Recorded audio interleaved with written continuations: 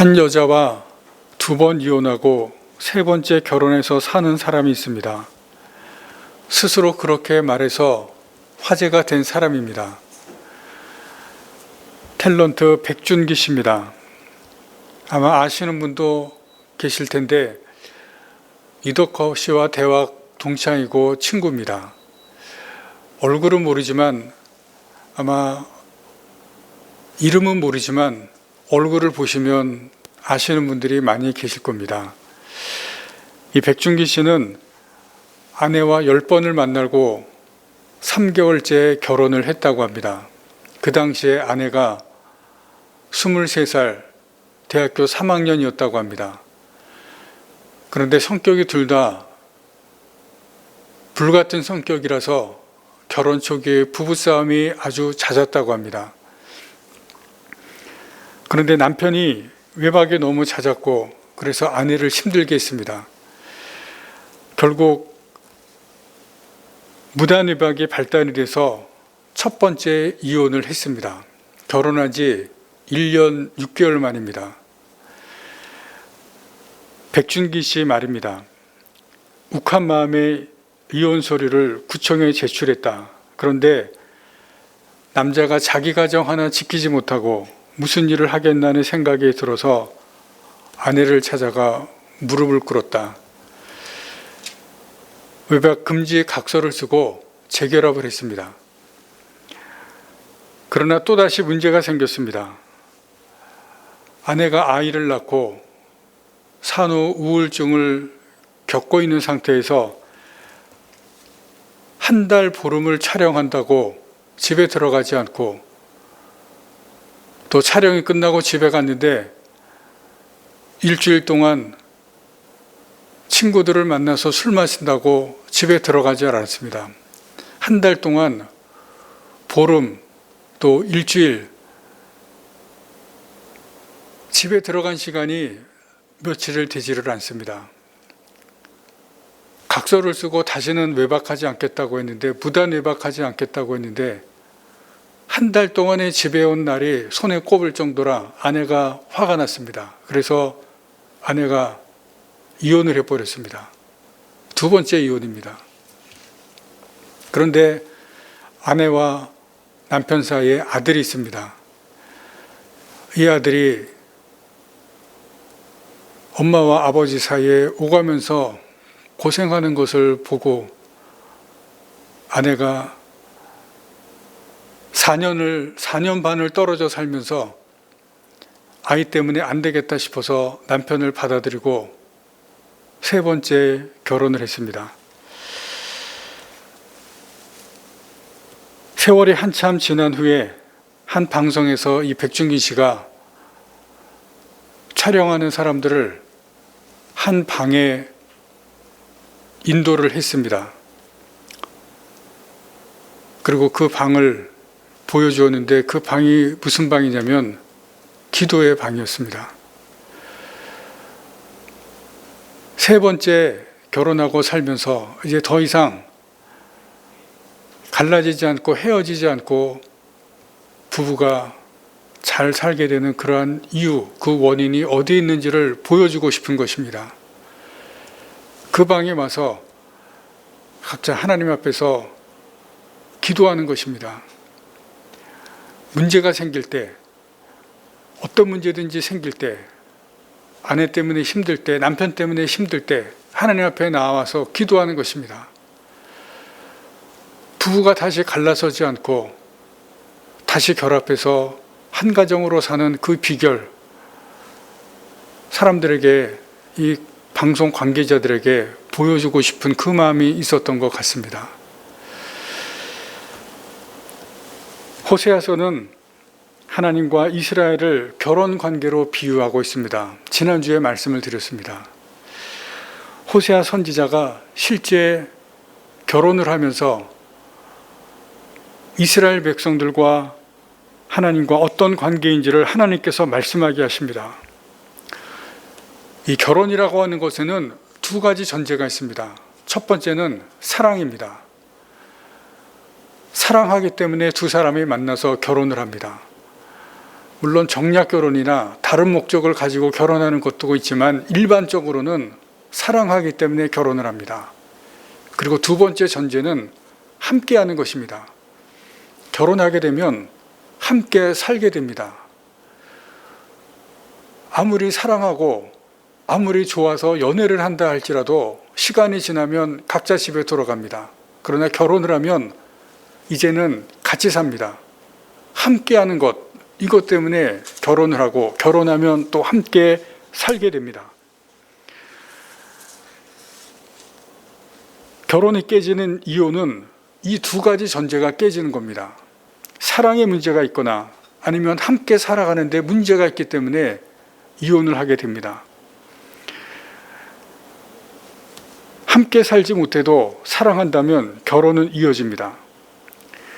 사랑이 느껴지지 않아도 함께 살아간다면 결혼은 이어집니다. 그러나 이 두 가지의 문제가 생기면 결혼관계는 더 이상 이어지지가 못합니다. 오늘 본문이 시작되는 2절에 어머니가 나옵니다. 이 어머니는 이스라엘을 말하고 나라 전체를 표현하고 있습니다. 4절에는 자녀가 나오는데 이것은 개인들을 말합니다. 백성들 개개인을 표시하고 있습니다. 이 두 가지를 이해하셔야 오늘 본문의 말씀이 무슨 말씀인지를 이해를 하게 됩니다. 하나님과 결혼한 이스라엘 나라, 그리고 백성들 개개인, 나라와 개개인들이 무엇을 하고 있는지 하나님께서 말씀하시는데 호세아 선지자를 통해서 말씀합니다. 나라와 백성들 개개인들이 무엇을 했느냐? 한 가지입니다. 행음을 했다는 것입니다. 하나님 앞에서 음행을 한 것을 말합니다. 이것을 5절에서 자세히 말씀하고 있습니다. 자기를 사랑하는 자를 따라가서 남편을 떠났다는 것입니다. 하나님께서 그것을 부끄러운 일이라고 말합니다. 결혼을 하고 남편이 있는데 그 남편을 떠나가서 부끄러운 일을 행했다 말씀합니다. 호세아 선지자는 그 아내가 실제로 남편을 떠납니다. 다른 남자를 따라갑니다. 부끄러운 일을 행합니다. 하나님께서 호세아 선지자의 가정을 통해서 이스라엘 백성들이 무슨 일을 했는지를 보여주고자 한 것입니다. 이스라엘 백성들이 알게 하고 하나님께서 말씀을 통해서 이스라엘 백성들에게 알려주십니다. 그런데 이스라엘 백성들이 호세아 선지자의 가정의 삶을 통해서 보여주시고 하나님께서 말씀을 통해서도 말씀하시는데 알지도 못하고 깨닫지도 못합니다. 여러분, 그런데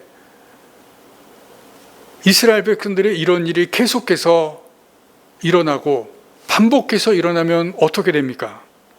어떻게 되는지 여러분 아십니까? 남편이나 아내가 잘못을 반복하게 되면 그 가정에 갈등이 일어납니다. 그리고 반복해서 잘못하는 사람에게 화가 납니다. 그리고 그것이 계속되면 분노가 일어납니다. 부부싸움을 하는 경우에 어느 가정들이 잘 보면 작은 일이든지 큰 일이든지 상대 말을 듣지 않고 같은 일을 반복하는 것이 원인이 되는 경우가 많이 있습니다. 양말을 거꾸로 벗지 말라는데 계속 거꾸로 벗는 사람이 있고, 쓴 물건을 제자리에 놓으라고 하는데 안 듣는 사람이 있습니다. 그것 때문에 싸움의 원인이 됩니다. 여자들이 쇼핑을 계속해서 하기 때문에 싸우는 경우가 있습니다. 요즘 젊은 부부는 게임 때문에 싸우는 경우가 있다고 합니다. 남자들이 결혼하기 전에 게임에 빠졌는데 결혼해서도 계속 게임을 하기 때문에 아내와 싸우는 경우가 많이 있습니다. 거짓말을 계속해서 싸우는 경우도 있습니다. 오늘 본문의 이스라엘은 하나님을 버리고 우상에게 간 길을 반복했습니다. 나라의 왕들이 주도해서 나라 전체가 우상을 숭배하기도 하고 개인적인 한 사람 한 사람이 우상에 빠져들기도 했습니다. 하나님께서 종들을 보내서 우상 숭배를 그만두고 돌아오라고 말씀합니다. 그런데 하나님의 말씀을 듣지 않고 오랜 시간 동안 반복되자 하나님께서도 화가 나시고 하나님께서 분노하십니다. 우리는 구원받은 사람입니다. 믿는 사람들입니다. 성경에서는 그리스도와 결혼한 관계라고 말씀을 합니다. 여기에서 앞에서 말씀드린 이 결혼의 두 가지 전제가 예수님과 우리 사이에 전제되어 있습니다. 주님께서 우리를 먼저 사랑하셨기 때문에 이 결혼관계, 예수님과 우리 사이의 결혼관계, 예수님의 사랑이 있습니다. 그리고 결혼관계이기 때문에 우리도 사랑할 것을 요구하고 우리도 사랑할 것을 원하고 계십니다. 그리고 함께 하는 것도 전제가 되어 있습니다. 예수님께서 우리와 함께 하십니다. 바로 임마누엘입니다. 그리고 우리에게도 동시에 예수님께 함께 할 것을 요구하고 계십니다. 결혼 관계이기 때문에 그렇습니다. 그런데 우리가 믿음의 사람이 되고 주님께 우리가 이 믿음의 결혼 관계에서 예수님께 어떤 일을 하는지 우리의 삶을 보시면 오늘 본문에 나오는 이스라엘과 유사하고 비슷한 그러한 모습, 그러한 행동을 우리에게서도 볼 수가 있습니다.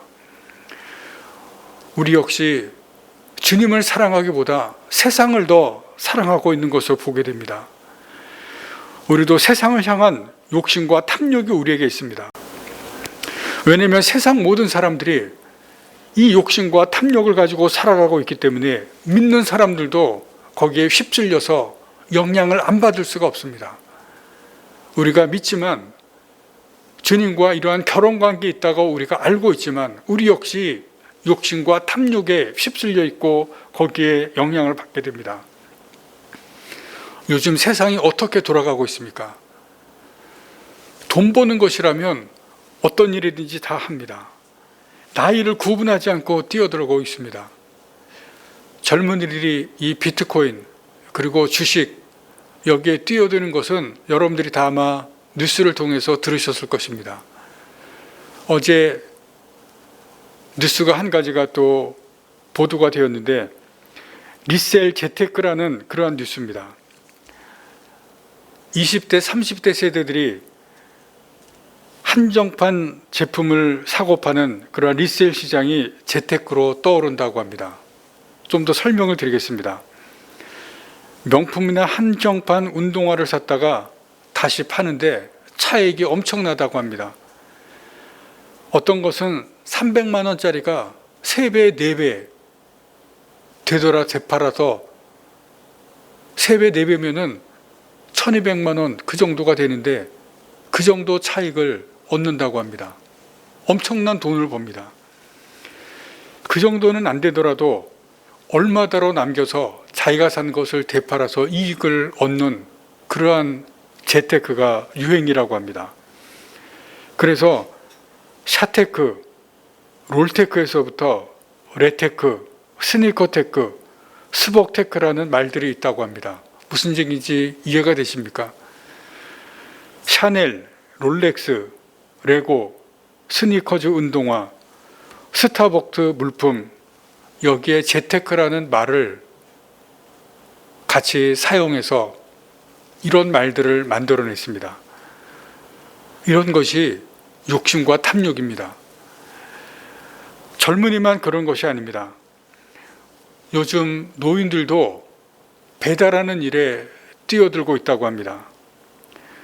오토바이를 탈 수가 없기 때문에 걸어서 배달을 합니다. 거기에서 역시 돈이 관계되어 있습니다. 세상 사람들은 돈이 되는 일이라고 하면 뭐든지 하려고 합니다. 돈에 대한 욕심과 탐욕이 끝이 없습니다. 그것이 바로 우상입니다. 그리고 그것이 믿는 우리에게도 영향을 주고 있다는 것입니다. 우리로 주님을 사랑하는 마음보다 세상을 사랑하도록 하고 있습니다. 우리도 욕심과 탐욕을 갖도록 하는 것이 이 세상이고 이 세상이 우리에게 주는 영향입니다. 주님과 결혼한 관계지만 주님과 함께 하기보다 세상을 쫓아가고 세상을 향하도록 합니다. 세상의 욕심과 탐욕과 즐거움, 그것에 우리의 마음을 빼앗아 가도록 하는 그것이 바로 우리의 현실입니다. 우리가 그렇게 살아가고 있다는 것입니다. 오늘 본문에 보시면 음행하는 이스라엘을 향해 하나님께서 말씀하시는 것이 있습니다. 이 죄에 대해서 하나님께서 징계하시는 그러한 말씀입니다. 내가 징계하겠다. 5절 중간에 보시면 이스라엘이 하는 말이 있습니다. 5절 중간부터 제가 읽습니다. 이는 그가 이르기를, 이스라엘이 하는 말입니다. 나는 나를 사랑하는 자들을 따르리니 그들이 내 떡과 내 물과 내 양털과 내 삶과 내 기름과 내 술들을 내게 준다. 그렇게 말합니다. 이스라엘은 여전히 자기를 사랑하는 자를 따르겠다고 말한다는 것입니다. 하나님을 따르는 것이 아니라 우상을 따르겠다고 계속해서 말합니다. 여전히 그렇게 말합니다. 여기에서 우상은 특별히 바알을 말합니다. 바알은 가나안의 신입니다. 주인이라는 뜻입니다. 가나안의 주인, 가나안의 우상입니다. 이스라엘은 아시는 대로 중동 사막 지역입니다. 물이 부족합니다. 그래서 하늘에서 내리는 비가 절실하게 필요합니다. 바알은 농사를 주관하는 신입니다. 사막에서 필요한 그 비를 주고 풍요와 다산의 신입니다. 바알을 섬기면 때를 따라서 비를 주고 열매와 곡식을 주고 많은 자녀를 준다고 믿습니다. 한마디로 얘기하면 잘 살게 해준다는 것입니다. 그 당시의 사람들도 잘 살고 행복하는 것, 그것을 원했습니다. 그래서 바알을 따라서 바알을 섬겼습니다. 이스라엘 백성들도 하나님보다는 우리가 바알을 섬기면 바알이 우리에게 많은 열매를 주고 곡식을 주고 그리고 많은 자녀를 줄 것이라고 믿었습니다. 그래서 하나님을 버리고 바알, 우상을 섬긴 것입니다. 잘 살겠다는 것입니다. 그 바알을 우리가 따르겠다는 것을 5절에서 말씀합니다. 우리가 바알을 따라서 바알이 우리에게 이러한 풍족한 것, 우리를 잘 살게 해주는 것, 그것이 우리에게 올 것이라고 믿었습니다. 여전히 바알에게 가겠다고 말합니다. 무슨 얘기냐면 하나님께서 회개하고 돌아오라고 말씀하시는데 회개할 마음이 없습니다. 하나님께 돌아올 마음이 없다는 것을 말씀하고 있습니다. 이런 이스라엘에게 하나님께서 말씀합니다. 징계를 내리겠다. 벌을 주시겠다는 것입니다. 두 가지입니다.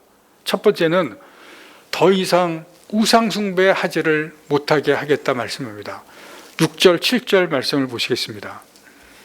그러므로 내가 가시로 그 길을 막으며 담을 쌓아 그 으로 그 길을 찾지 못하게 하리니 그가 그 사랑하는 자를 따라갈지라도 미치지 못하며 그들을 찾을지라도 만나지 못할 것이라. 우상, 바알, 그 길을 따라가려고 할지라도 하나님께서 길을 막고 그 길을 찾지 못하게 할 것이라고 말합니다. 우상 숭배 못하게 하시겠다는 것입니다. 여기 가시와 담이 나옵니다. 하나님께서 가시와 담으로 길을 막고 길을 찾지 못하게 할 것이라는 것입니다. 바알에게 가지 못하고 하고 아예 그 길을 막겠다는 것입니다. 그리고 두 번째는 포로가 되게 할 것이라고 말씀합니다. 18절부터 13절은 이스라엘나라가 멸망하고 그 백성들이 포로가 될 것을 예언하시는 말씀입니다. 죄에 대한 하나님의 징계입니다. 여러분, 우리도 마찬가지입니다.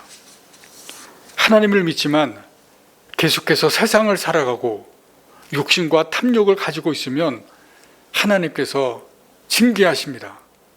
오늘 말씀을 통해서 그것을 우리에게 가르쳐 주십니다. 하나님보다 재물이 나를 잘 살게 하고 행복하게 주실 것이라고 믿으면서 거기에 모든 것을 걸고 산다면 우리에게도 하나님께서 시련과 고통을 줍니다. 우리에게 찾아오는 것이 무엇인지 가르쳐 주십니다. 가시와 담이라는 것입니다. 가시와 담은 우리가 하는 일을 막고 우리 가는 길을 막습니다. 내가 찾는 길, 내가 계획하는 것, 그 가시와 담이 찾지 못하게 하고 가시와 담이 막습니다. 잘 되는 것 같고 일이 풀리는 것 같지만 그러나 하나님께서 그 길을 막으시고 그 우리가 하는 일을 결국은 막게 하시는 것을 말씀하고 있습니다. 욕심과 탐욕으로 하나님보다 세상을 사랑하고 하나님보다 재물을 사랑한다면 우리에게 찾아오는 것은 가시와 담과 같은 역경과 시련을 우리에게 주시겠다고 말씀합니다. 마음이 하나님을 떠나서 세상을 향했기 때문에 그렇습니다. 그 죄에 대해서 하나님께서 우리에게 이스라엘 백성들처럼 징계하시고 벌을 주십니다. 그런데 오늘 말씀해 보시면 마지막 부분에, 오늘 본문 마지막 부분에 분위기가 달라집니다. 14절부터 나오는 말씀은 징계가 아니라 회복입니다. 14절부터 다 읽지는 않았지만 2장 마지막 부분까지 회복의 말씀을 주십니다. 이스라엘이 징계를 받기는 받지만 완전한 멸망이 아닙니다. 하나님께서 벌을 내리시지만 이스라엘을 완전하게 멸망시키지 않는다고 오늘 본문에서 우리에게 주시는 말씀이 있습니다. 여기에서 징계를 내리시는 이유를 우리에게 가르쳐 주십니다. 하나님께서 왜 징계를 내리시고 이스라엘이 죄를 지었지만 왜 하나님께서 벌을 주시는지 그 이유와 그 이유가 목적이 우리에게 분명히 밝혀집니다. 그 이유가 무엇이냐면 회복입니다. 완전한 멸망이 아니라 하나님께서 회복시키기 위해서 징계하시고 회복시키기 위해서 벌을 주십니다. 15절 말씀해 보시면 아골골짜기를 소망의 문을 삼으신다는 말씀이 나옵니다. 15절 말씀을 보시겠습니다. 거기서 비로소 그 포도원을 그에게 주고 아골골짜기로 소망의 문을 삼아 주신다 말씀합니다. 아골골짜기는 환난의 골짜기를 말합니다. 아골이라는 뜻은 환난이라는 뜻입니다. 고난과 역경입니다. 죄 때문에 환난과 역경과 시련을 하나님께서 주셨습니다. 하나님의 징계입니다. 그런데 그것을 주시는 이유는 회복입니다. 다시 소망을 주시겠다는 것입니다. 징계를 통해서 하나님께서 역경을 주시고 고난을 주시지만 그것을 통과하고 나면 하나님의 회복이 임하는 것을 말씀하십니다. 역경 가운데 소망이 있고 고난 가운데 소망이 있습니다. 환난을 통과하고 나서 하나님의 회복이 임하는 것을 말씀하시고 있습니다. 징계로 끝나는 것이 아니라 벌로 끝나는 것이 아니라 멸망으로 끝나는 것이 아니라 그 징계를 주시는 목적과 이유는 다시 회복시키기 위한 결혼관계라고 말씀을 드렸는데 그 결혼이 이혼으로 끝나고 다 같이 망하는 것이 아니라 결혼을 다시 회복시키는 것이 하나님의 목적입니다. 아픈 고난이 있지만 그 고난을 통해서 다시 결혼을 회복시키는 하나님의 이유와 목적입니다. 이제 말씀을 마치려고 합니다. 우리는 다시 하나님께로 돌아가야 됩니다. 어려움을 주시는 것은 죄에서 떠나서 하나님께로 돌아가게 하기 위한 것입니다. 그런데 하나님께 돌아가는 것은 기회가 있을 때 하나님께 돌아가야 됩니다. 기회가 지났을 때 돌아가면 소용이 없습니다. 기회가 있을 때 돌아가야 됩니다.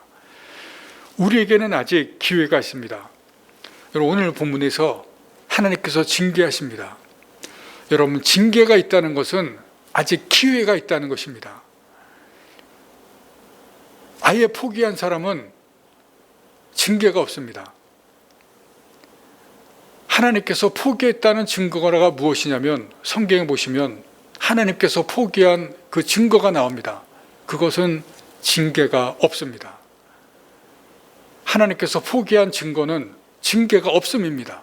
그런데 오늘 본문에 이스라엘 백성들에게 징계를 내리셨다는 것은 하나님께서 아직 기회를 주신다는 것입니다. 돌아오게 하시는 기회를 주시는 것입니다. 포기한 사람에게는 관심이 없습니다. 그래서 벌도 주지 않습니다. 징계도 없습니다. 완전히 끝났다는 것입니다. 그러나 벌을 주고 징계를 한다는 것은 아직 기회를 주시는 것입니다. 왜냐하면 변화의 가능성을 보았기 때문입니다. 마음이 바뀔 것을 하나님께서 보셨기 때문에 징계를 주시고 벌을 주시는 것입니다. 징계를 받을 때, 고난을 받을 때 아프지만, 그러나 그 징계를 받고 고난을 받음으로 변화하고 마음이 바뀌는 그 가능성, 하나님께서 그것을 보셨기 때문에 그렇습니다. 기회입니다. 기회가 있을 때 우리가 마음을 바뀌어서 돌이켜서 하나님께로 돌아가야 됩니다. 그때 하나님께서 우리를 회복시켜 주시는 것입니다. 그리고 돌아간 후에 우리가 할 것이 있습니다. 잘못된 행동을 버려야 됩니다. 하나님께서 이스라엘에게 원하시는 것이 있습니다. 그것은 잘못된 것을 버리는 것입니다. 2절 말씀을 보시겠습니다. 2절에 보시면 반복해서 하나님께서 말씀하시는 것이 있습니다. 2절 마지막 부분에 그의 얼굴에서 음란을 제거하고 유방에서 음행을 제거하라 말씀하십니다. 음행을 제거하라, 음란을 제거하라 반복해서 말씀합니다. 죄를 없애라는 것입니다.